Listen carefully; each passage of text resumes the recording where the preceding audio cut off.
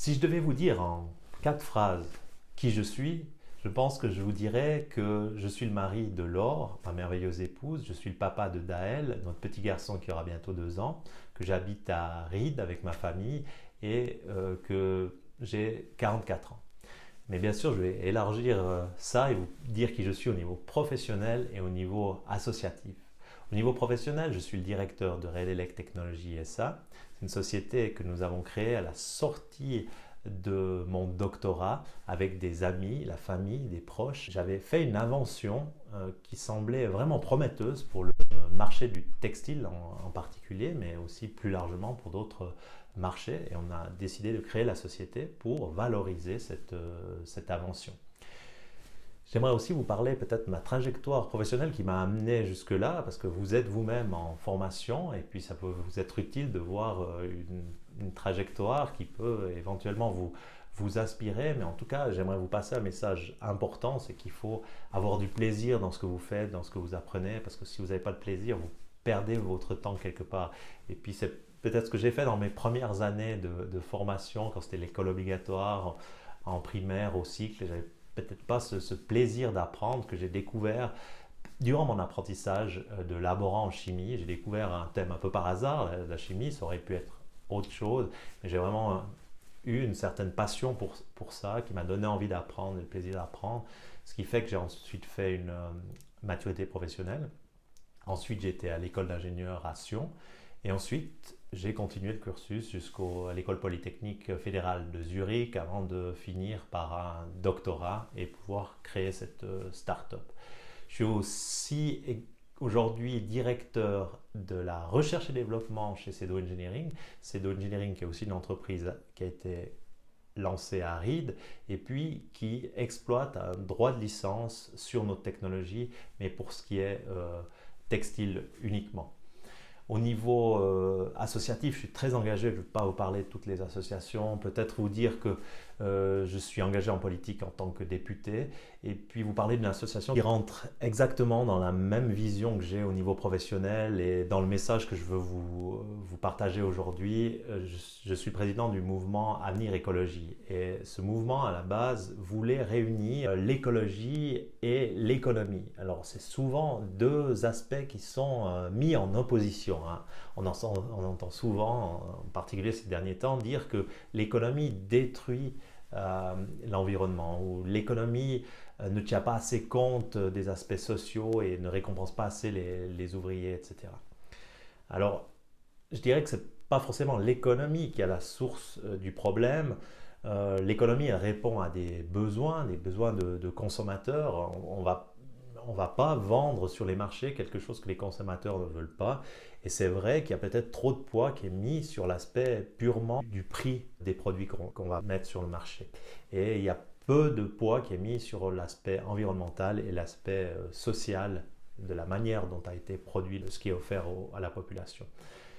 Alors le consommateur a là aussi un rôle important à jouer, mais à sa décharge, je dirais peut-être que ça manque de transparence, parce que même celui qui veut faire un choix qui est durable, qui est responsable, aura du mal à voir l'information sur comment son produit a été fait, quel est l'impact écologique et quel est l'impact social de cette production.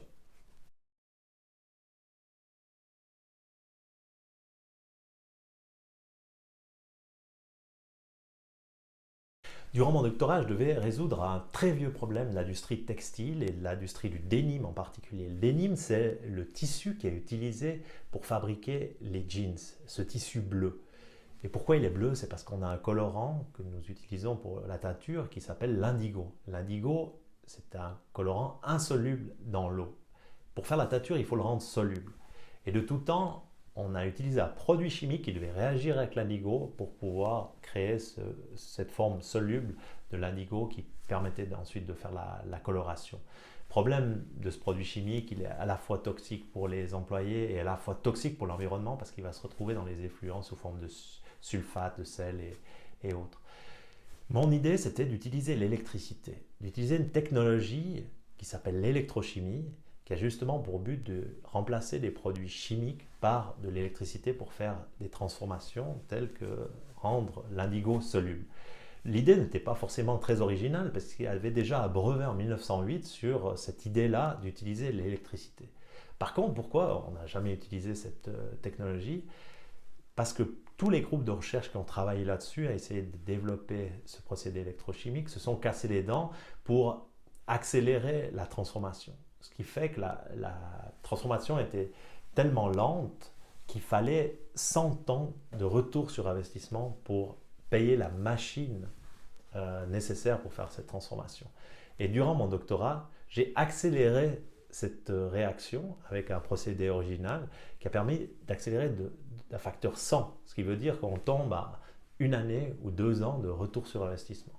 Donc c'était extrêmement intéressant et c'est pour ça que j'ai pu créer ma société et démarrer sur cette application-là, mais déjà en ayant dans l'idée que si j'avais réussi à résoudre ce problème extrêmement complexe, il y aurait aussi d'autres applications derrière pour l'environnement, bon pour l'environnement et bon pour l'écologie, l'économie en même temps, qui pourraient être mises en œuvre, notamment le traitement des eaux et d'autres aspects sur lesquels je reviendrai.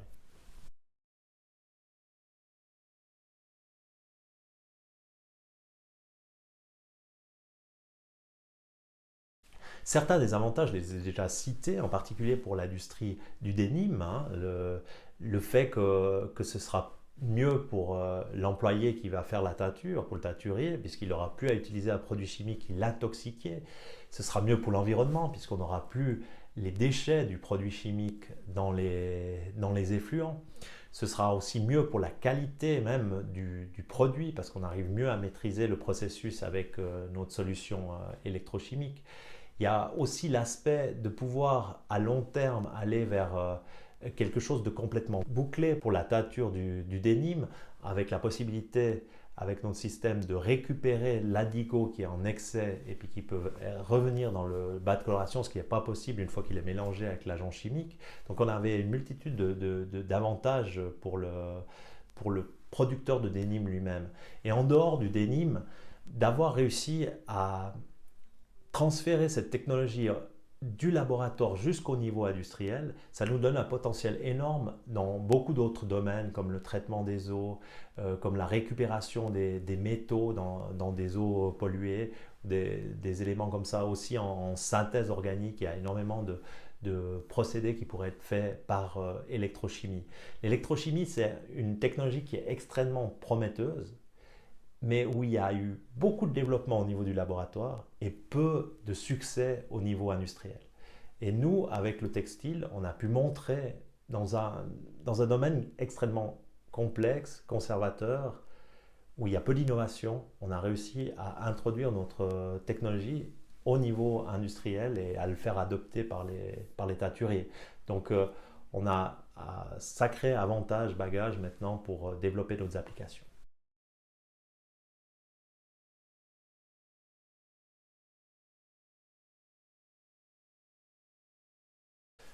À cette question, je vais donner une réponse simple. Nous faisons de l'électrochimie, nous ne fabriquons pas des jeans, ce n'est pas dans notre compétence de fabriquer des jeans. Donc nous, on va simplement résoudre un problème de l'industrie du denim. Et pour aller plus dans le détail, je vais vous donner des informations, mais vous l'avez peut-être déjà par vos cours. L'industrie textile, elle est extrêmement fragmentée. Ça veut dire qu'il y a un producteur de coton qui va vendre son coton à un producteur de fil, qui va vendre cela à un producteur de denim, qui est notre client direct, parce que ce producteur de denim, il va acheter du fil, il va acheter du colorant, il va acheter d'autres composés chimiques pour pouvoir produire, et puis il va acheter des machines dans notre installation pour faire sa préparation de la teinture de manière plus écologique cette fois.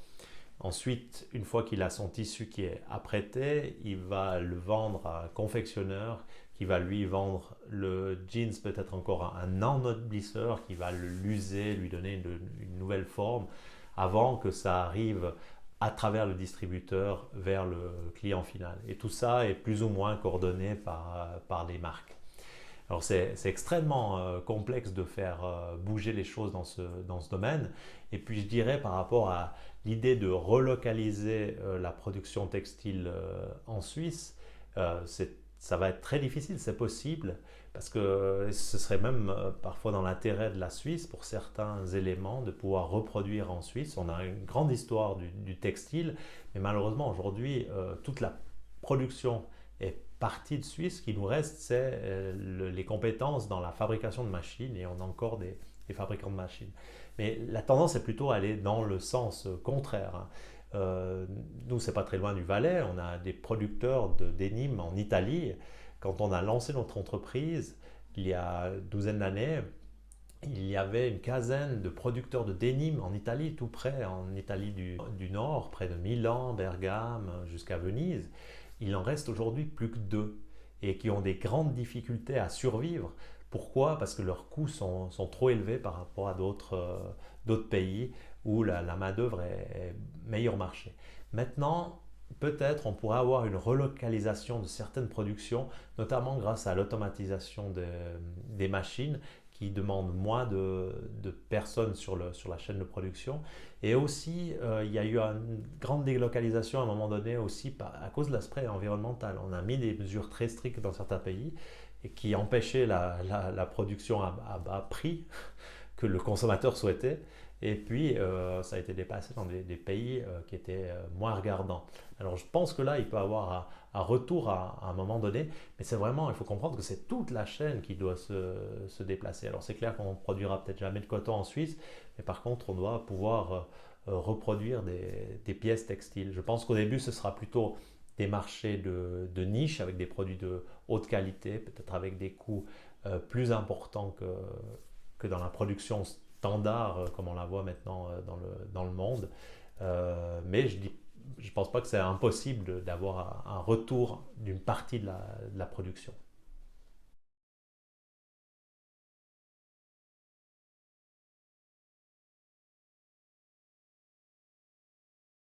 Alors, j'ai déjà mentionné, hein, au niveau de la santé, il y a une vraie amélioration avec notre technologie pour l'ouvrier lui-même, puisqu'il est plus confronté à ce produit chimique polluant et toxique notamment pour sa respiration, pour ses poumons. Et ça disparaît, ça c'est un élément. L'autre élément, c'est aussi que ces ouvriers doivent travailler avec nos machines qui sont un peu plus high-tech, donc ils sont formés pour être capables de gérer de telles machines, ce qui leur offre aussi des perspectives plus intéressantes pour le futur. Et puis si nous, on veut parler de relocalisation peut-être de la production de tissus, ça devient aussi un avantage, hein, d'avoir le besoin d'une main-d'œuvre plus qualifiée et puis moins d'exploitation d'ouvriers peu qualifiés.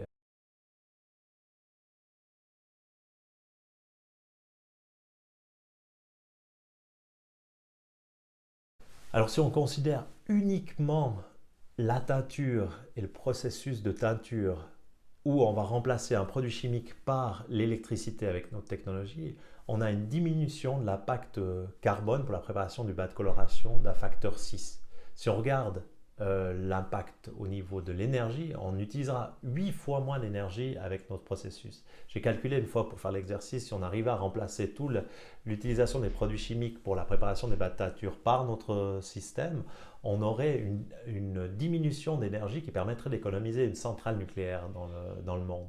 Alors, c'est une application. Après, on a différentes autres applications rien que pour le textile. Et puis, le domaine de l'électrochimie est très vaste. On peut avoir nombreuses autres applications. On peut remplacer les produits chimiques par l'électricité si on s'en donne les moyens de développer ces technologies. En Valais, il y aurait un vrai intérêt à faire ça.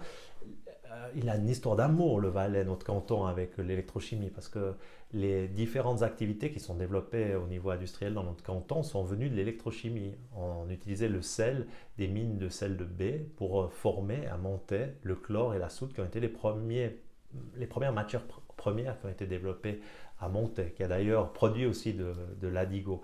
La Lonza également, l'origine de la Lonza se trouve dans la possibilité de produire de l'électricité et faire des produits par électrolyse. La fabrique d'aluminium à Sierre, exactement pareil. On a fabriqué l'aluminium grâce à l'électrolyse. Donc on a une histoire d'amour, mais c'est des vieilles technologies qu'il faut aujourd'hui mettre au goût du jour.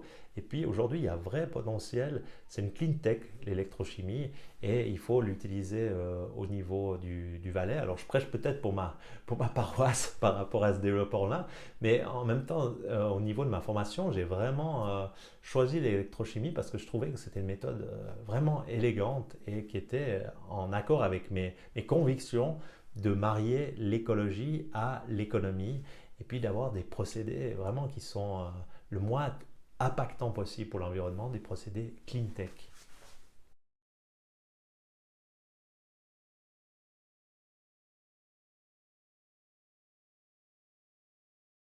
J'ai de nouveau pas de réponse très simple à cette question. Hein, on pense souvent au label éco-responsable, écologique, mais que veulent dire ces labels? Par exemple, si vous prenez le coton bio, ben, vous allez partir du principe que le coton qui a été utilisé pour la production de vos jeans est bio. Et on ne s'inquiète pas de savoir quels sont les dégâts sur la suite de la production, se concentre sur un segment. Puisqu'on s'est aperçu notamment avec le coton bio, c'est qu'il y avait 2 fois plus de coton bio sous forme de jeans qui était vendu que de coton bio qui était effectivement produit à la base. Donc on voit là qu'il y a pas mal de doutes aussi sur les labels qui peuvent être soulevés. C'est pas facile à contrôler que les producteurs respectent réellement ce label, les conditions du label.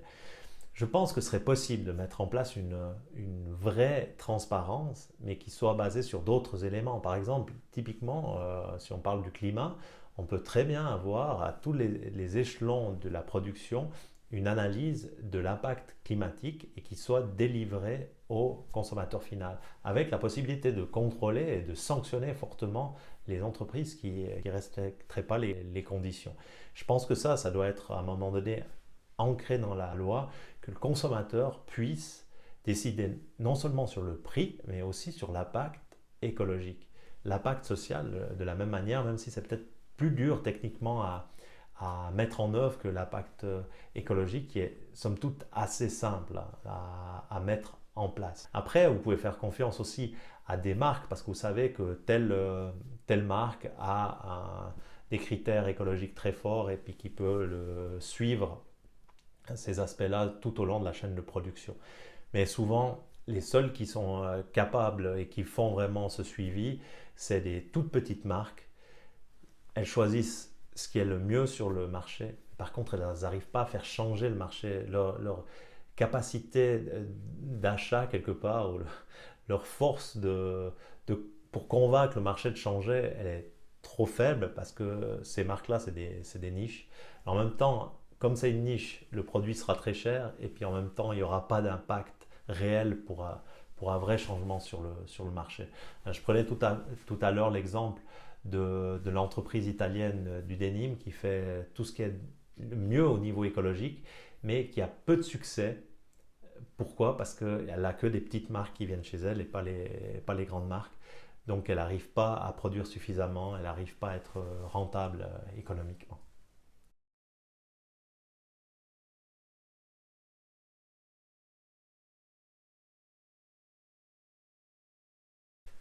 Pour mon message final, je vous dirais que si vous voulez faire changer les choses, exigez la transparence sur la production. Vous ne devez pas seulement connaître le prix économique, ce que vous allez payer en argent pour avoir votre produit, vous voulez connaître le prix écologique et le prix social qu'aura coûté votre produit.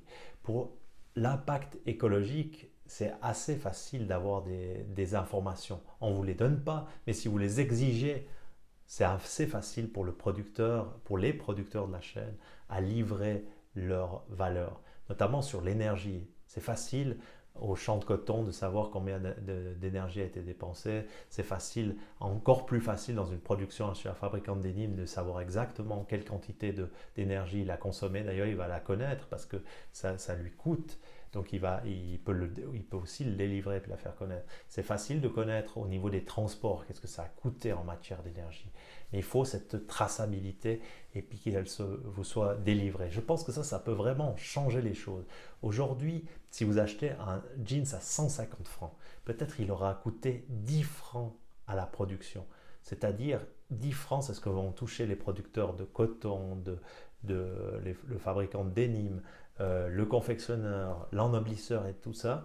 il n'y aura que 10 francs. Tout le reste, ce sera pour la marque et puis pour le distributeur. Alors la marque, comment elle va faire? Qu'est-ce qu'elle va faire avec cet argent? Bien sûr, elle va vivre avec ça, mais elle va aussi faire beaucoup de marketing pour vous encourager à acheter tel ou tel produit. On va donner des millions à Roger Federer, peut-être pas le prendre lui en exemple, mais voilà, on va lui donner des millions pour qu'il dise, moi j'aime ce jeans, et puis ça va avoir un impact uniquement au niveau de l'image. Alors c'est pour ça qu'au niveau de l'image, vous devez demander qu'on vous livre l'information sur l'impact écologique que votre produit aura fait. Vous pouvez l'avoir et peut-être que ces millions, au lieu d'être donnés uniquement pour du marketing, elle sera aussi donnée pour développer des nouvelles technologies plus propres. Parce qu'elles existent, ces technologies, mais elles mettent vraiment beaucoup de temps à arriver sur le marché, parce que le marché est conservateur et veut toujours travailler comme il a travaillé jusqu'à maintenant. Tant qu'il peut vendre, tant qu'il peut utiliser l'image marketing pour vendre son produit, qu'est-ce qui encourage le, la marque Lewis ou autre à changer leur produit? Rien. Voilà pour mon message. Puis pour dernier message, je vais répéter ce que j'ai dit au tout début, mais prenez plaisir dans ce que vous faites, dans votre formation, dans vos combats, dans votre envie de changer le monde. Prenez plaisir. Et je pense que c'est ça aussi qui est un des vrais moteurs du changement. On peut être sceptique, mais on doit être aussi très positif et croire aux autres, avoir confiance aux autres pour faire vraiment changer les choses.